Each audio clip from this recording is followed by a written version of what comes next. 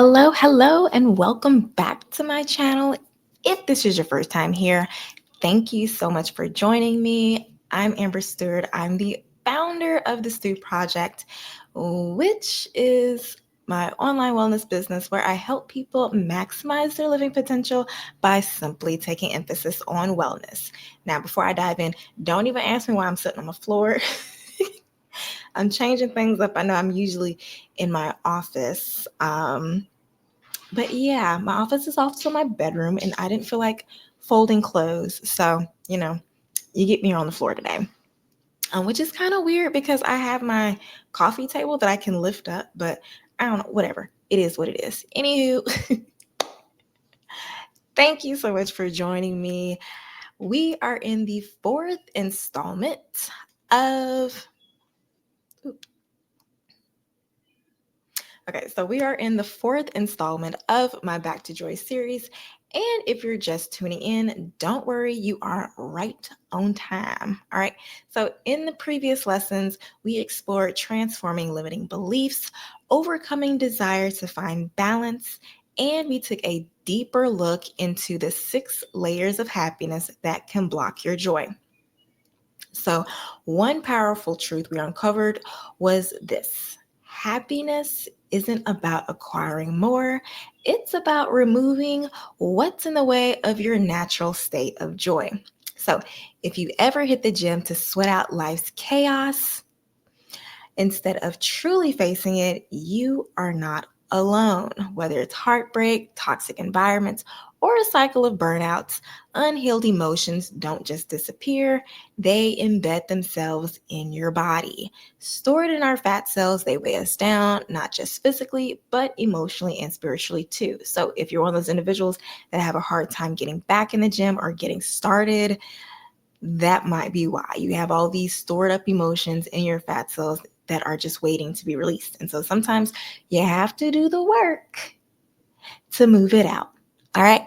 So today we are going to be shifting gears and diving into something even deeper, which is embracing your true identity and learning to detach from the ego. Dun, dun, dun. Because the truth is, your ego isn't who you are.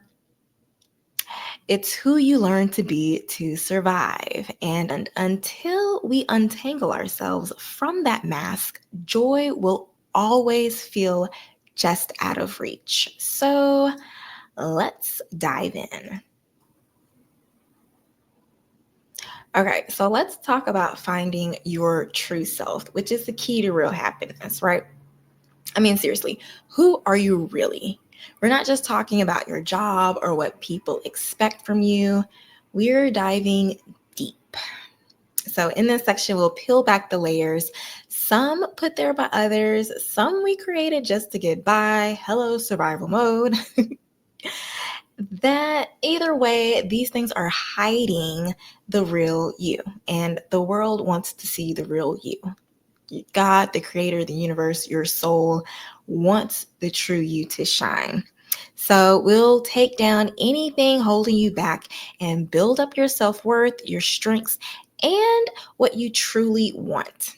I know it's not always simple, but it's so important if you want a truly happy and meaningful life, because knowing who you are helps you deal with life better and build genuine connections with people.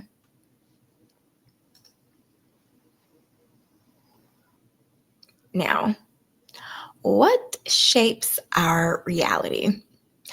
Our identity is often shaped by childhood roles, societal expectations, and external pressures. From a young age, we begin absorbing cues about who we're supposed to be from family dynamics, cultural messages, and community norms. As we grow, those early influences evolve into roles we take on without even thinking about it. We become the overachieving professional, the devoted partner, the people pleasing friend, or the self sacrificing parent, not always because these roles reflect our truth, but because they check the boxes of what society labels as normal or successful. Think about it. Maybe you push yourself to constantly hustle because productivity is praised over rest. Maybe you've learned to prioritize others' needs above your own because being selfless is celebrated. Or perhaps you're silently battling body image standards, comparing yourself to filtered ideas of beauty and wellness that don't reflect real life. Okay? We play roles like the strong one, the fixer, the peacekeeper, or the one who always has it together, often shaped by what others expect, not what we truly want. These roles may feel safe or even necessary, but they can also disconnect us from who we really are. So ask yourself, are you living as your true self or as how you think you should be? Now, this isn't just a philosophical question, it's a powerful invitation. I don't know why I want to say invitation. Anywho, it's a powerful invitation. When you begin to notice which parts of your identity are rooted in ego, obligation, or performance, you can gently start to release them. That's where real joy begins. In the freedom to be who you truly are, unfiltered, unpressured, and unapologetically you. Now, roadblock number 3 is false identities. So, living a false identity can feel like wearing clothes that don't fit. It's uncomfortable and eventually exhausting. And recognizing that discomfort, that's the first step toward reconnecting with your true self. False identities develop when we confuse roles with our true self. We start to believe we are the role we play, the title on our resume, the caretaker in the family, the one who has it all together. But those aren't just roles, they're not your essence. False identity arise also when we tie our worth to how well we perform in those roles rather than who we are at our core. This misalignment can lead to a deep sense of emptiness, even when life looks successful from the outside. So, here are a few signs you might be living from a false identity or living from your ego. One, you feel unfulfilled despite success. Two, you avoid change, fearing what others will think. You may constantly seek external validation to feel enough. You suppress parts of yourself to fit into expected norms. You feel disconnected from your passions or intuition. You fear slowing down because productivity equals self-worth. Now, when we live this way, we're often driven by ego, trying to prove something, win approval, or maintain control. But your true identity isn't about performance, it's about presence. To find your authentic self, start by tuning in. What energizes you? What values truly matter to you? Not what's trendy, but what feels deeply right in your soul. Now, peeling back the layers of false identity isn't always easy, but what lies beneath is your most powerful, joyful self, free from the need to perform or pretend. Sorry if I'm laughing, but my dog is doing some crazy stuff in her crate right now. So if you hear that, please disregard.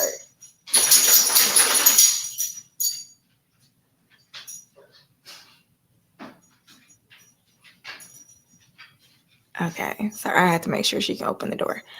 All right. Moving right. Okay, so peeling back the layers of false identity isn't always easy, but what lies beneath is your most powerful, joyful self, free from the need to perform or pretend. All right, so what exactly is your ego? In order to embrace your true identity, you have to understand what your ego truly is. From a holistic mental health perspective, your ego isn't bad. Contrary to popular beliefs, it's not bad. It's simply a protective mechanism. It's the part of your mind that was built to help you fit in, stay safe, and make sense of the world based on your early life experiences. It's the voice that says, be careful, do it right, or they might not like that. The ego is shaped by what we were praised or punished for, what society told us was valuable, and even by comparison to others.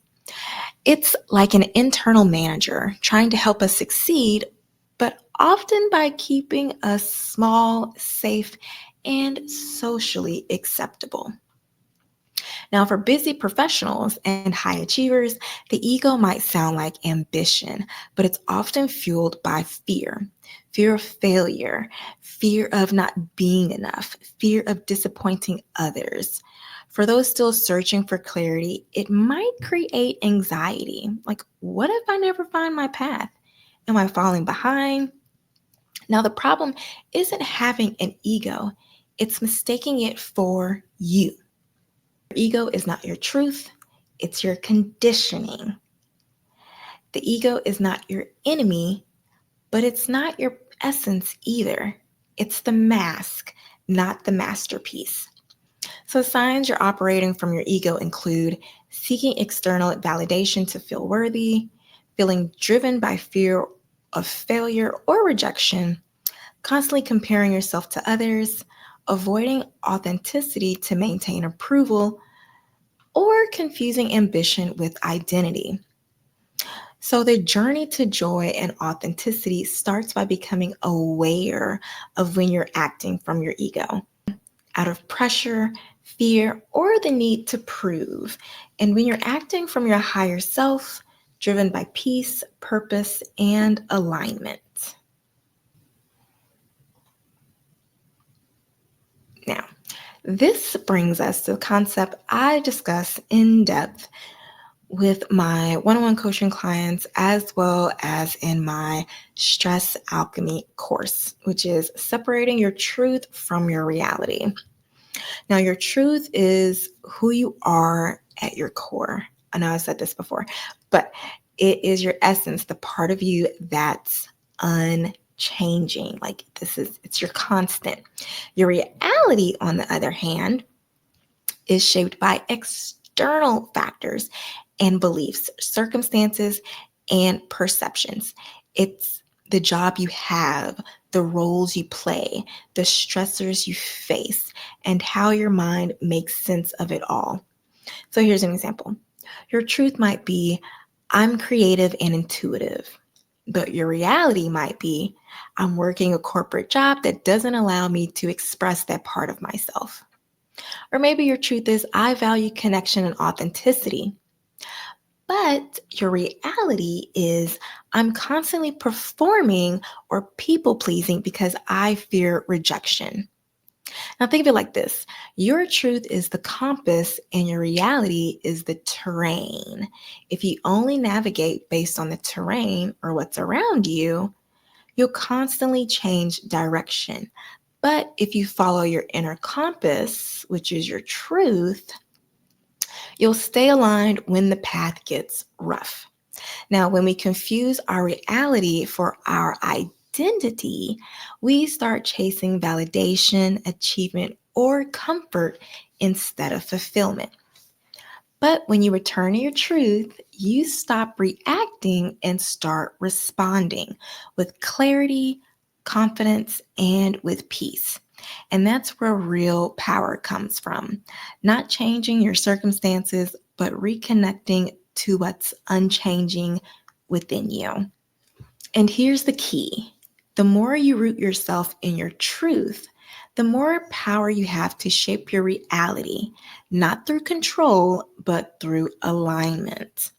When your actions, thoughts, and energy come from your core truth, you begin to attract experiences, relationships, and opportunities that reflect your true self. That's how you manifest a reality that's authentic, meaningful, and joyful, no matter what the outside world looks like right now. And so when you focus on your truth, you unlock the power to live authentically. All right, so it's that time of this week's lesson where we do our weekly activity. So let's reconnect with your true identity with an identity reconnection activity. I feel like that was a really redundant sentence, but anywho, let's keep moving forward. So what I want you to do for this activity, I want you to reflect on the roles you're currently living out, the activities that you're currently engaging in on a daily basis. Okay, so feel free to grab a piece of paper, a pen, open up your notes section in your phone to do all of this. And I'm going to repeat it again. I want you to reflect on the roles you're currently living out, the roles that you play in your relationships, in your career, in your day-to-day life. And I want you to take note of the activities that you are currently engaging in on a daily basis. And think of the things that you've been saying that you've been wanting to do, but keep procrastinating on. You know, those things that light your spirit up inside when you think about them, like, yes, I always wanted to do this. I've been meaning to get back to that. That's great. But those that you haven't been doing. Okay, so now that you have a good inventory of all those things, the roles you're currently living out, the activities you're currently engaging in, and the things you've been procrastinating on, now ask yourself these questions. What roles have I been playing that no longer serve me? What roles have I been wanting to step into, but have been making excuses not to? And also, what are those excuses? Are they valid excuses? Okay, this is a time to question those excuses. Like, hell no, ain't no real excuse. Okay, because my grandma thinks that I will fail. If it makes you happy, if you see other people doing it and are successful, if you know you can put your own spin on it and people actually take stock of what you're doing and say, oh my gosh, you're amazing. Why don't you do more of this? Okay. Stop thinking about grandma. Okay. Now, another question to ask yourself, what makes me feel most alive and true to myself? And if you don't do them, why haven't I been doing them more? Okay, get honest with yourself. Now, last question, what's one small step I can do to live more authentically? And if you want to take this activity a step further, I want you to open up your calendar and put a reminder, girl, KK, boundaries. Okay. It's time for her. It's time for her dental treat. But anywho, if you want to take this a step further, like KK did all in my grill, okay, that could be like a spiritual sign that that interruption could be a spiritual sign that, like, yo, your soul is trying to take over. Please allow your soul to take over.